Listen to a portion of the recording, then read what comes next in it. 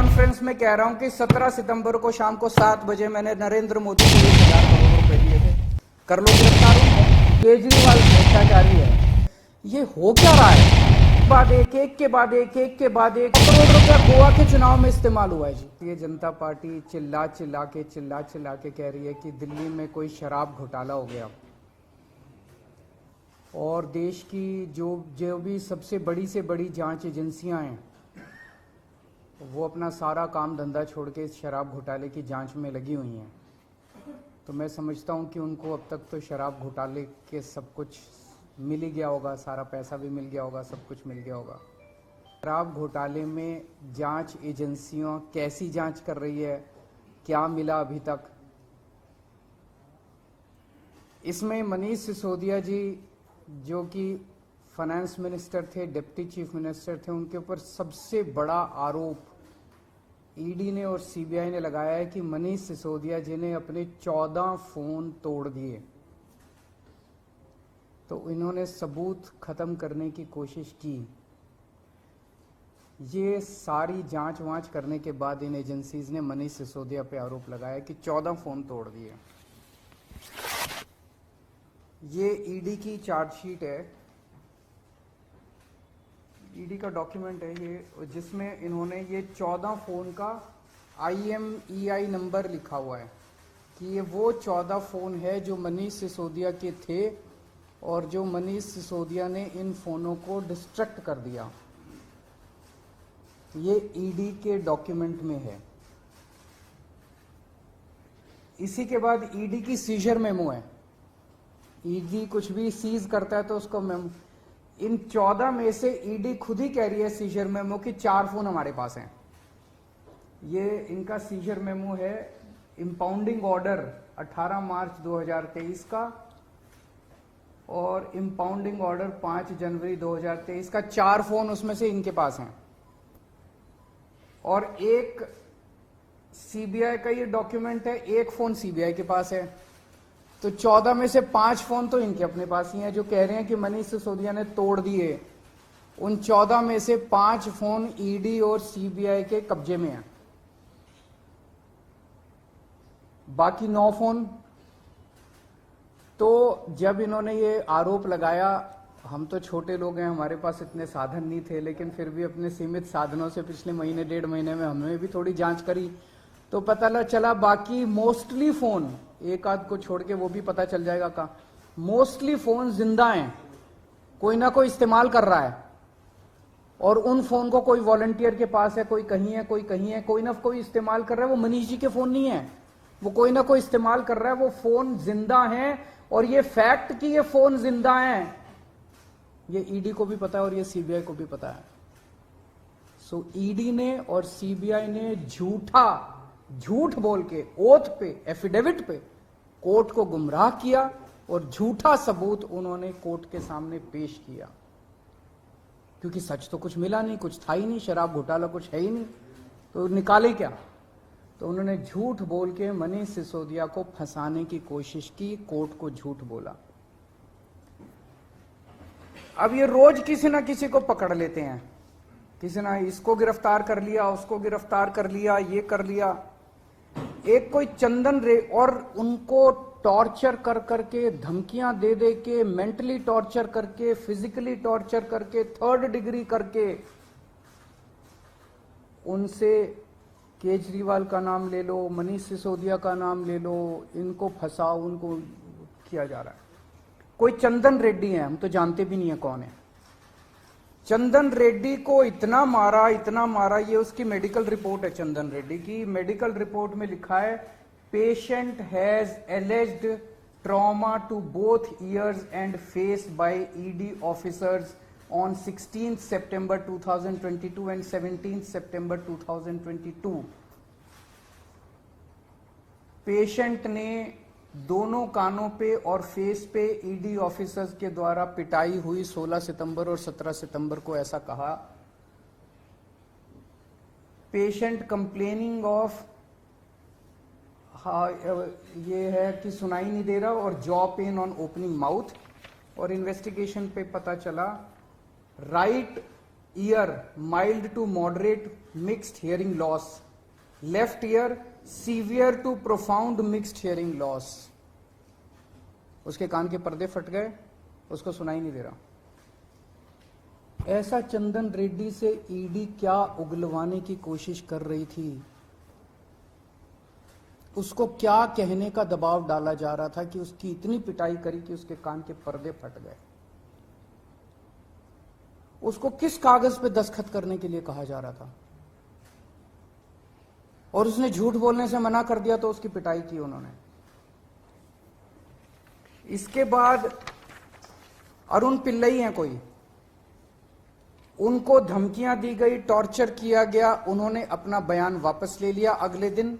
उस दिन तो उनसे कुछ लिखवा लिया, कहीं साइन करा लिया, लेकिन उसके 2-4 दिन बाद उन्होंने कोर्ट में बयान दिया कि मुझे टॉर्चर करके बयान लिया गया। समीर महेंद्रू से टॉर्चर करके बयान लिया गया, उन्होंने अपना बयान वापस ले लिया। मनस्विनी से टॉर्चर करके बयान लिया गया, उन्होंने अपना बयान वापस ले लिया। भूषण बेलगवी से टॉर्चर करके, ये 5 नाम तो मेरे पास ही हैं, पता नहीं ऐसे कितने लोग हैं जिन लोगों को टॉर्चर कर करके बयान लिए गए। एक के जितने लोगों को ये बुला रहे हैं सबको मारते हैं, पीटते हैं, टॉर्चर करते हैं। एक ऐसा व्यक्ति है जिसे एक कमरे में उस व्यक्ति को बिठा रखा था, दूसरे कमरे में उसकी वाइफ को और उसके पिताजी को बिठा लिया, और उसको बोलते हैं कि या तो इस कागज पे साइन कर दे, नहीं तो तेरी पत्नी को और तेरे पिताजी को भी जेल भेज रहे हैं। ये चल क्या रहा है? मैं प्रधानमंत्री जी से पूछना चाहता हूं, ये चल क्या रहा है? जहां कोई घोटाला नहीं हुआ वहां पे कोशिश की जा रही है जबरदस्ती करके, लोगों से जबरदस्ती करके, मार के, पीट के, धमकियां देके बयान लिखवाने की। एक व्यक्ति है, उससे कहा गया कि कल देखते हैं तेरी बेटी, उसकी 2 जवान बेटियां हैं, कल देखते हैं तेरी बेटी कॉलेज कैसे पहुंचती है। ये जांच चल रही है इन लोगों के। एक व्यक्ति है, उसके वकील ने कोर्ट में खड़े होकर कहा कि हमारे मुवक्किल के, मेरे मुवक्किल के ऊपर दबाव डाला जा रहा है कि दिल्ली के पॉलिटिशियंस का, कोर्ट के अंदर खड़े होकर उसने बोला कि मेरे मुवक्किल के ऊपर दबाव डाला जा रहा है कि आप दिल्ली के पॉलिटिशियंस का नाम लीजिए। ये इनकी जांच चल रही है। इस सारी जांच करने के बाद, 1 साल जांच करने के बाद, ये आरोप लगाते हैं कि 100 करोड़ रुपए की रिश्वत ली गई और दी गई। वो 100 करोड़ रुपया कहां है? एक नया पैसा कहां है वो 100 करोड़ रुपया? सब इतनी 400 से ज्यादा रेड हो चुकी हैं। मनीष सिसोदिया जी के घर पे रेड हो गई, इतने सारे दूसरे लोग, वो पैसा मिल है कहां? एक नया पैसा नहीं मिला 100 करोड़ रुपए का, ना कोई ज्वेलरी मिली, ना कोई मनीष जी के घर पे गद्दे भी फाड़ दिए इन्होंने, उनके गांव भी हुआ है, उनके बैंक लॉकर भी छान मारे, कुछ नहीं मिला 100 करोड़ में से। फिर आरोप लगाया कि 100 करोड़ रुपया गोवा के चुनाव में इस्तेमाल हुआ है। जी, गोवा के हमारे जितने वेंडर्स थे जिनसे हमने काम कराया था, सारे वेंडर्स पे रेड मार चुके हैं लोग। सारे वेंडर्स को इन गिरफ्तार कर करके स्टेटमेंट ले चुके, वहां कुछ नहीं मिला, सारी पेमेंट चेक से हुई है हमारी। सारा हिसाब किताब इलेक्शन कमीशन को दिया हुआ, वहां भी कुछ नहीं मिला। गोवा चुनाव के अंदर इनको धेला नहीं मिला, तो पैसा गया कहां? अगर रिश्वत ली तो पैसा गया कहां? अरे पैसा तो तब मिलेगा ना जब रिश्वत ली गई होगी और रिश्वत दी गई होगी।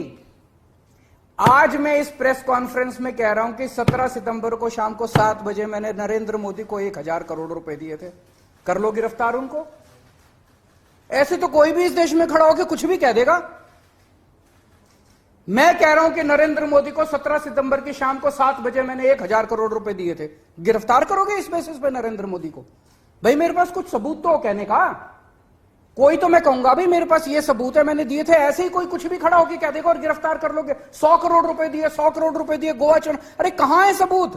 कोई सबूत नहीं है। ये पॉलिसी इतनी शानदार पॉलिसी थी, ट्रांसपेरेंट पॉलिसी थी, जो भ्रष्टाचार खत्म कर देती पूरे के पूरे शराब सेक्टर में। ये इस बात से साबित होता है कि ये पॉलिसी जब पंजाब में लागू की गई, पूरी कॉपी पेस्ट पॉलिसी है, जब पंजाब में लागू की गई तो इस पॉलिसी से 50% रेवेन्यू 1 साल के अंदर बढ़ गया। 50% रेवेन्यू दिल्ली के अंदर इन्होंने लागू नहीं की, करने दी। पंजाब के अंदर इनकी चली नहीं, क्योंकि पंजाब एक फुल स्टेट है। तो मैं मोदी जी को कहना चाहता हूं, मोदी जी अगर केजरीवाल भ्रष्टाचारी है तो फिर इस दुनिया के अंदर कोई ईमानदार नहीं है। मुद्दा भ्रष्टाचार है ही नहीं, मुद्दा भ्रष्टाचार की जांच है ही नहीं, मुद्दा शराब घोटाला है ही नहीं। ऐसा शख्स देश का प्रधानमंत्री जो सर से लेकर पैर तक भ्रष्टाचार के अंदर डूबा हुआ है, उसके लिए भ्रष्टाचार मुद्दा कैसे हो सकता है? पिछले मार्च के आखिरी हफ्ते के अंदर मैंने इतने सारे असेंबली के अंदर इतने सारे गिनाए थे भ्रष्टाचार जो इन्होंने किए हैं, इतने भ्रष्टाचार गिनाए थे। इन्होंने तो मेरे को तभी कह दिया था उस दिन, जिस दिन असेंबली में मैंने स्पीच दी थी, शाम को संजय सिंह का मैसेज आया कि अरविंद जी अब अगला नंबर आपका है। कल सत्यपाल मलिक जी ने एक इंटरव्यू दिया, मैं वो सुन रहा था। सत्यपाल मलिक जी ने कहा मोदी जी को भ्रष्टाचार से कोई परहेज नहीं है। ये मैं तो नहीं कह रहा हूं, ये तो उनके अपने गवर्नर कह रहे हैं। सत्यपाल मलिक जी कौन है? सत्यपाल मलिक जी मोदी जी के बहुत खास लोगों में गिने जाते थे। उन्हें पहले उन्होंने जम्मू कश्मीर का गवर्नर बनाया, फिर उन्हें गोवा का गवर्नर बनाया, फिर उन्हें मेघालय का गवर्नर बनाया। उन्होंने कहा कि मेरे जो इंटरेक्शन हुए मोदी जी के साथ, उसमें पता चला है कि मोदी जी को भ्रष्टाचार से किसी तरह का परहेज नहीं है। उसी इंटरव्यू में उन्होंने कहा कि इन लोगों के कुछ मुख्यमंत्री हैं जो भ्रष्टाचार करते हैं, खूब पैसे इकट्ठे करते हैं, लेकिन वो सारा पैसा मुख्यमंत्री अपने पास नहीं रखते, वो पैसा ऊपर भेजते हैं और वहां से वो पैसा उनकी दोस्त की कंपनियों के अंदर इन्वेस्ट होता है। मैंने भी तो इसी तरह का कुछ कहा था अपने उसमें। तो चलो मेरी बात तो नहीं मानी, अब तो गवर्नर इनके अपने गवर्नर कह रहे हैं। तो ऐसा व्यक्ति जो इतना भ्रष्टाचार कर रहा है, उसके लिए भ्रष्टाचार मुद्दा हो ही नहीं सकता। उनके लिए भ्रष्टाचार मुद्दा थोड़ी है। तो फिर ये आम आदमी पार्टी के पीछे क्यों पड़े हैं?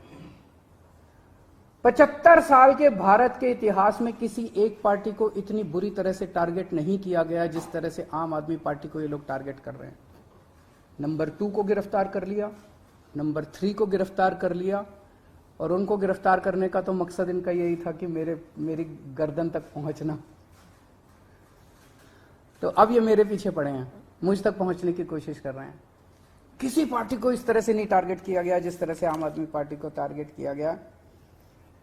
उसका एक कारण है, वो कारण है कि 75 साल के बाद आम आदमी पार्टी ने इस देश को एक ऐसी उम्मीद दी है जो कि कोई पार्टी नहीं दे पाई।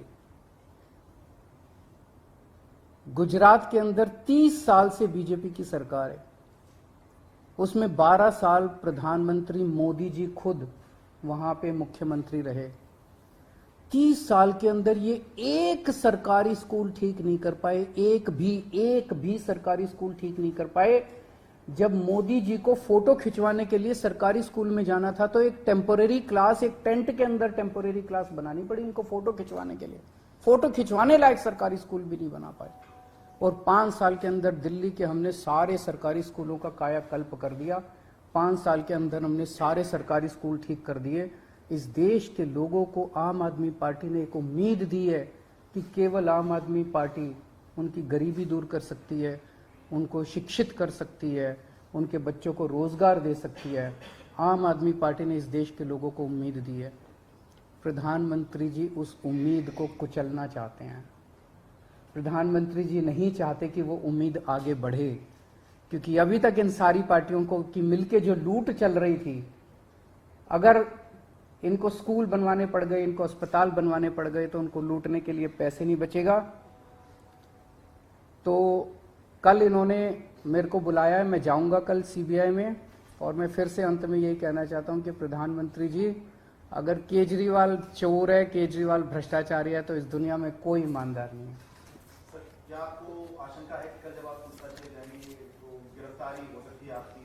संडे का दिन है, जैसे मनीष जी को अरेस्ट किया था, क्या आप कर सकते हैं? भाई ये बीजेपी वाले तो मैं कल से देख रहा हूँ प्रेस कॉन्फ्रेंस कर करके यही कह रहे हैं कि केजरीवाल को गिरफ्तार करेंगे। तो अगर बीजेपी ने सीबीआई को ऑर्डर दे दिए हैं कि गिरफ्तार करना है, तो फिर सीबीआई उसको नकार कैसे सकती है? बीजेपी के ऑर्डर तो मानेंगे वो लोग। Thank you.